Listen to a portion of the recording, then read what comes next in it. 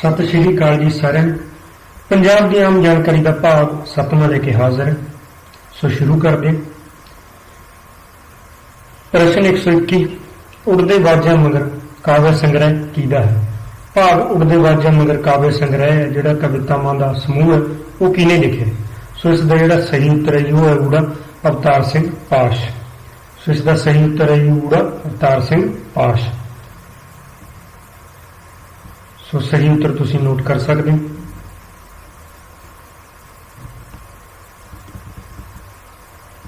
दूजा प्रश्न 122 पंजाबी व्याकरण में पड़नाम कितनी तरह के होंगे हैं।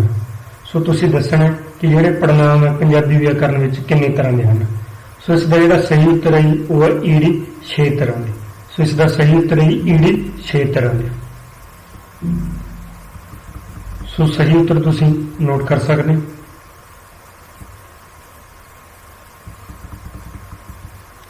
अगे प्रश्न 123 श्री गुरु नानक देव इंजीनियरिंग कॉलेज कित्थे है। तो तुसी दसना है कि श्री गुरु नानक देव इंजीनियरिंग कॉलेज कित्थे है। सो इसका जिहड़ा सही उत्तर है वो ईडी लुधियाना। ईडी लुधियाना। सो इसका जिहड़ा सही उत्तर है तुसी नोट कर सकते हो।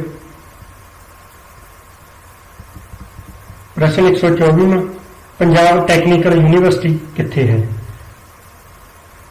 इन्हू PTU कहते हैं। पंजाब टैक्नीकल यूनिवर्सिटी कित्थे है। सो इसका जिहड़ा सही उत्तर है वो आड़ा कपूरथला। सो इसका जिहड़ा सही उत्तर है आड़ा कपूरथला। सो सही उत्तर तुसी नोट कर सकते।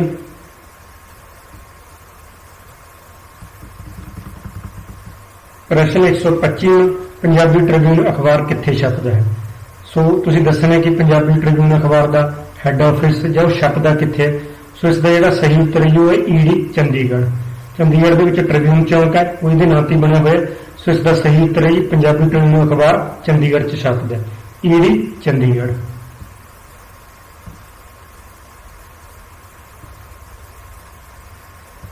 अगे आ गया जी प्रश्न 126 देश सेवक अखबार कित्थे छपदा है। सो जिहड़ा देश सेवक अखबार है वो कित्थे छपदा है। सो इसका भी जिहड़ा सही उत्तर है वो ईडी चंडीगढ़। सो इसका भी सही उत्तर है ईडी चंडीगढ़।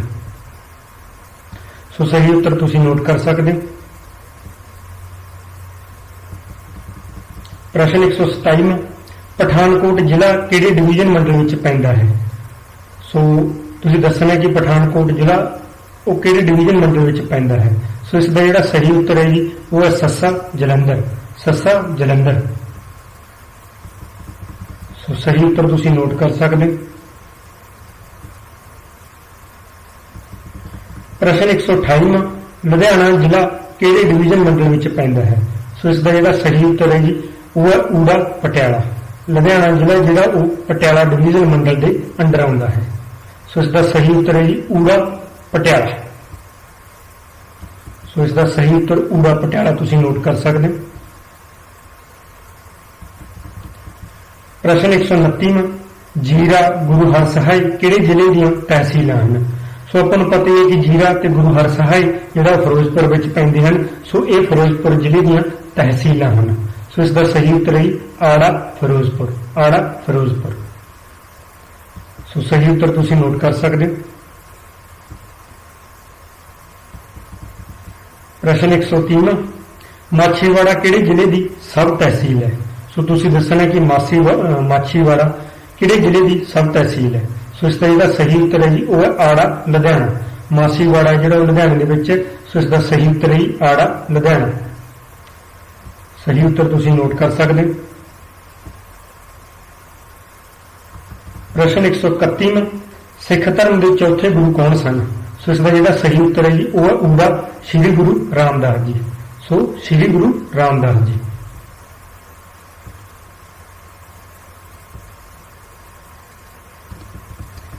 प्रश्न 132 फगवाड़ा भुलत्थ ते सुल्तानपुर किहड़े जिले दीयां तहसीलां हैं। फगवाड़ा भुलत्थ ते सुल्तानपुर या सुल्तानपुर लोधी कह देंगे ये किहड़े जिले दीयां तहसीलां हैं। सो इसका जिहड़ा सही उत्तर है जी वो है कपूरथला। सो इसका जिहड़ा सही उत्तर है वो है कपूरथला। सो इसका जिहड़ा सही उत्तर है आड़ा कपूरथला।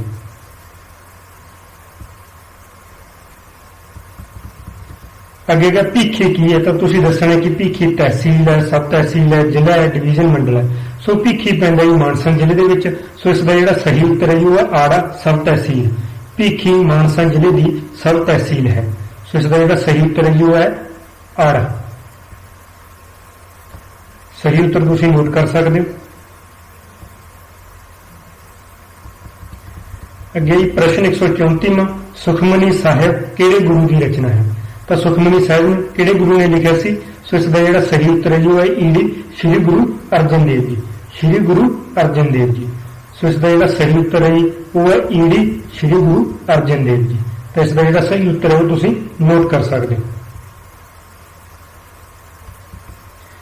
ਪ੍ਰਸ਼ਨ 135ਵਾਂ, ਭਾਈ ਜੇਠਾ ਜੀ ਕਿਹਨੂੰ ਕਿਹਾ ਜਾਂਦਾ ਹੈ? ਭਾਈ ਜੇਠਾ ਜੀ ਕਿਹੜੇ ਗੁਰੂ ਜੀ ਨੂੰ ਕਿਹਾ ਜਾਂਦਾ ਹੈ? ਸੋ ਇਸ ਦਾ ਜਿਹੜਾ ਸਹੀ ਉੱਤਰ ਹੈ ਜੀ ਉਹ ਊੜਾ ਸ਼੍ਰੀ ਗੁਰੂ ਰਾਮਦਾਸ ਜੀ। ਸੋ ਇਸ ਦਾ ਜਿਹੜਾ ਸਹੀ ਉੱਤਰ ਹੈ ਜੀ ਉਹ ਹੈ ਊੜਾ ਸ਼੍ਰੀ ਗੁਰੂ ਰਾਮਦਾਸ ਜੀ। ਸਹੀ ਉੱਤਰ ਹੈ ਜਿਹੜਾ ਉਹ ਤੁਸੀਂ ਨੋਟ ਕਰ ਸਕਦੇ ਹੋ।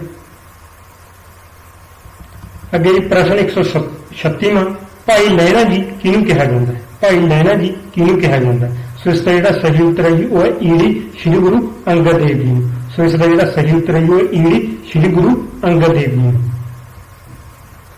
ਤਾਂ ਸਹੀ ਉੱਤਰ ਹੈ ਜਿਹੜਾ ਉਹ ਤੁਸੀਂ ਨੋਟ ਕਰ ਸਕਦੇ ਹੋ। ਪ੍ਰਸ਼ਨ 137ਵਾਂ, PV07 ਕਿੱਥੋਂ ਦੇ ਵਾਹਨਾਂ ਦਾ ਰਜਿਸਟ੍ਰੇਸ਼ਨ ਨੰਬਰ ਹੈ? ਸੋ ਇਸ ਦਾ ਜਿਹੜਾ ਸਹੀ ਉੱਤਰ ਹੈ ਜੀ ਉਹ ਹੈ ਈੜੀ ਹੁਸ਼ਿਆਰਪੁਰ। PV07 ਹੁਸ਼ਿਆਰਪੁਰ। ਸੋ ਇਸ ਦਾ ਜਿਹੜਾ ਸਹੀ ਉੱਤਰ ਹੈ ਜੀ ਉਹ ਹੈ ਈੜੀ, ਤੁਸੀਂ ਨੋਟ ਕਰ ਸਕਦੇ ਹੋ।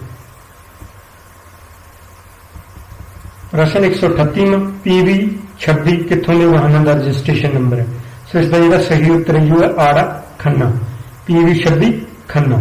ਸੋ ਇਸ ਦਾ ਜਿਹੜਾ ਸਹੀ ਉੱਤਰ ਹੈ ਜੀ ਉਹ ਆੜਾ ਖੰਨਾ, ਤੁਸੀਂ ਨੋਟ ਕਰ ਸਕਦੇ ਹੋ।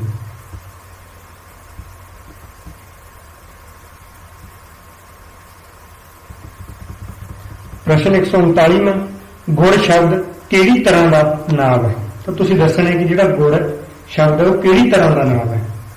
ਸੋ ਇਸ ਦਾ ਜਿਹੜਾ ਸਹੀ ਉੱਤਰ ਹੈ ਗੁੜ ਇੱਕ ਵਸਤੂ ਹੈ। ਸੋ ਇਸ ਦਾ ਜਿਹੜਾ ਸਹੀ ਉੱਤਰ ਹੈ ਉਹ ਹੈ ਵਸਤੂਵਾਚਕ। ਸੱਸਾ ਵਸਤੂਵਾਚਕ। ਸੱਸਾ ਵਸਤੂਵਾਚਕ।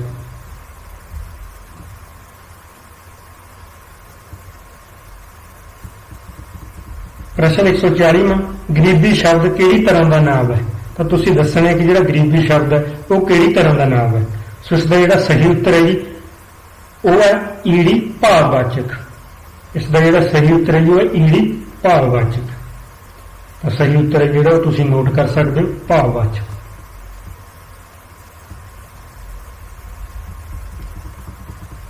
ਅਗਲੀ ਜਿਹੜੀ ਫੋਟੋ ਹੈ ਜੀ ਇਹ ਅਵਤਾਰ ਸਿੰਘ ਪਾਸ ਦੀ ਹੈ, ਜਿਨ੍ਹਾਂ ਦੁਆਰਾ ਉੱਡਦੇ ਬਾਜਾਂ ਮਗਰ ਕਾਵਾ ਸੰਗ੍ਰਹਿ ਲਿਖਿਆ ਗਿਆ। ਅਗਲੀ ਜਿਹੜੀ ਫੋਟੋ ਹੈ ਜੀ ਉਹ ਹੈ ਸ਼੍ਰੀ ਗੁਰੂ ਨਾਨਕ ਦੇਵ ਇੰਜੀਨੀਅਰਿੰਗ ਕਾਲਜ ਦੀ, ਜਿਹੜਾ ਲੁਧਿਆਣੇ ਵਿਖੇ। ਅਗਲੀ ਫੋਟੋ ਹੈ ਜੀ ਪੰਜਾਬ ਟੈਕਨੀਕਲ ਯੂਨੀਵਰਸਿਟੀ ਦੀ, ਜਿਹੜੀ ਕਪੂਰਥਲਾ ਵਿੱਚ ਹੈ। PTU ਕਪੂਰਥਲਾ ਦੇ ਵਿੱਚ ਹੈ। ਅਗਲਾ ਆ ਗਿਆ ਜੀ ਪੰਜਾਬੀ ਟ੍ਰਿਬਿਊਨ ਅਖਬਾਰ, ਜਿਹਦੇ ਵਿੱਚ ਤੁਸੀਂ ਦੇਖ ਸਕਦੇ ਹੋ ਚੰਡੀਗੜ੍ਹ ਨੂੰ ਹਾਈਲਾਈਟ ਕੀਤਾ ਗਿਆ। ਸੋ ਪੰਜਾਬੀ ਟ੍ਰਿਬਿਊਨ ਅਖਬਾਰ ਕਿੱਥੇ ਛਪਦਾ? ਚੰਡੀਗੜ੍ਹ 'ਚ। ਹੈੱਡ ਆਫਿਸ ਵੀ ਕਿੱਥੇ ਹੈ? ਚੰਡੀਗੜ੍ਹ 'ਚ। ਦੇਸ਼ ਸੇਵਕ ਅਖਬਾਰ ਕਿੱਥੇ ਛਪਦਾ? ਚੰਡੀਗੜ੍ਹ 'ਚ। ਉਹਨਾਂ ਦਾ ਵੀ ਹੈੱਡ ਜਿਹੜਾ ਆਫਿਸ ਹੈ ਉਹ ਵੀ ਚੰਡੀਗੜ੍ਹ 'ਚ ਹੈ। ਸੋ ਅੱਜ ਦੀ ਪੰਜਾਬ GK ਦਾ ਭਾਗ 7ਵਾਂ ਇੱਥੇ ਖਤਮ ਹੁੰਦਾ। ਪੰਜਾਬ GK ਦਾ ਭਾਗ 6ਵਾਂ ਦੇਖਣ ਲਈ ਤੁਸੀਂ ਇਸ ਵੀਡੀਓ ਦੀ ਡਿਸਕ੍ਰਿਪਸ਼ਨ ਦੇ ਵਿੱਚ ਦਿੱਤੇ ਹੋਏ ਲਿੰਕ ਤੇ ਕਲਿੱਕ ਕਰ ਸਕਦੇ ਹੋ। ਸੋ ਧੰਨਵਾਦ।